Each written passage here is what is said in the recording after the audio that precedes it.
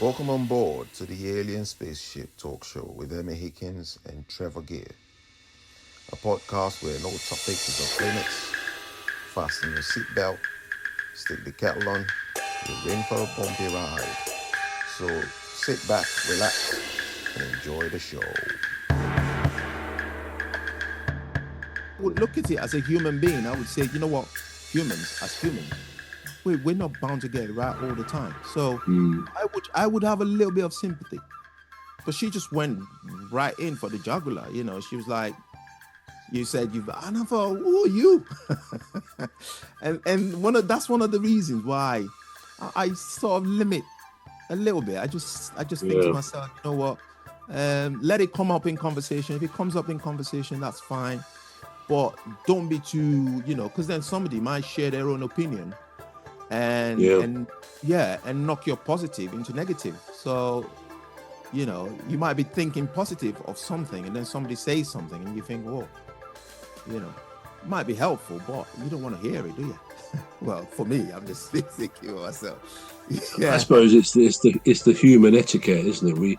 We don't like to say things which are overtly critical of somebody unless they've asked our opinion and say, what do you think of a decision I made or something like that. But otherwise, I suppose we all tend to abide by, society's norms, the way people behave, and not to get too intrusive. Hopefully you didn't find my assessment of you intrusive. Even I suppose it was pretty positive, wasn't it, really? It was pretty accurate as well. It was very, very accurate. I'm listening to you and I'm thinking, how did he know me that well? I'm impressed that you liked it. So let me continue that theme then. Because we were talking about, the star signs, the zodiac signs, even if we probably don't believe in horoscopes. And I'm staggered to think that 50% of Americans or any other group actually believe them. Probably to do with the fact that people sometimes find things, predicting something positive for the future comfortable, and it's just something that makes them feel a bit self-reflective. And perhaps we all want to believe something that we've always wanted is going to happen. And if somebody says that, or we read it, maybe that's an influence. Have you heard of P.T. Barnum? Have you heard of P.T. Barnum? No, I can't say I have. Well, let me tell you, he was an American showman and businessman in the 19th century. And amongst other things, he toured America and the world. He came to England as well, with his show. Now, it was sometimes unkindly called a freak show.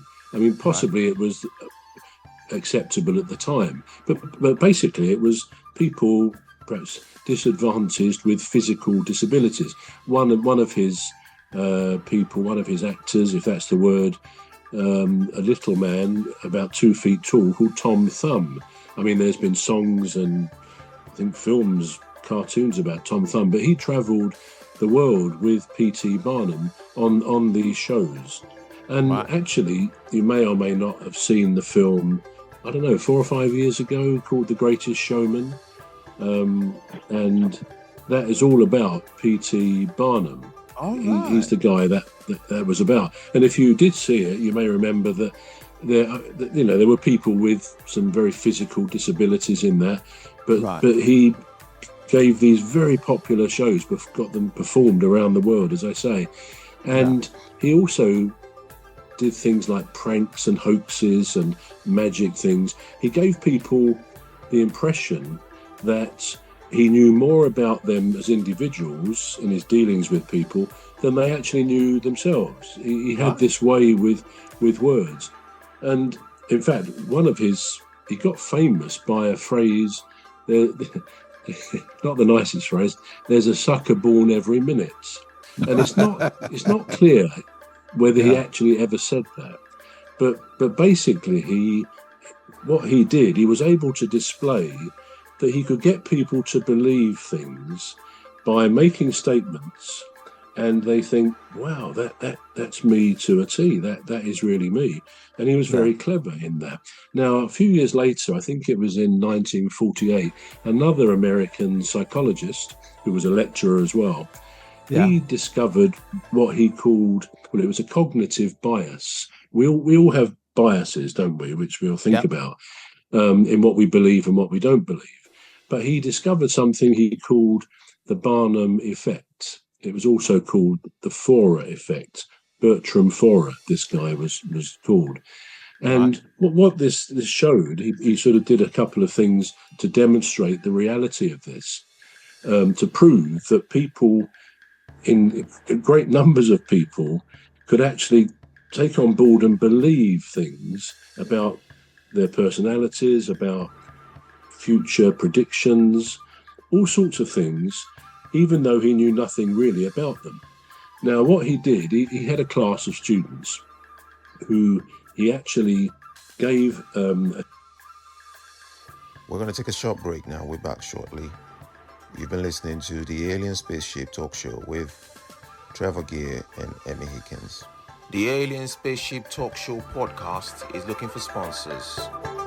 If you're a company out there looking to spread the word about the products and services you provide, please get in touch with Deepstuff Radio Podcast on info@deepstuffrecords.com, or to use the contact form on our website to contact us, please visit radio.deepstuffrecords.com. Also, if you're looking to get involved on the Alien Spaceship Talk Show podcast, reach out via our Deepstuff Radio Facebook page. Thank you.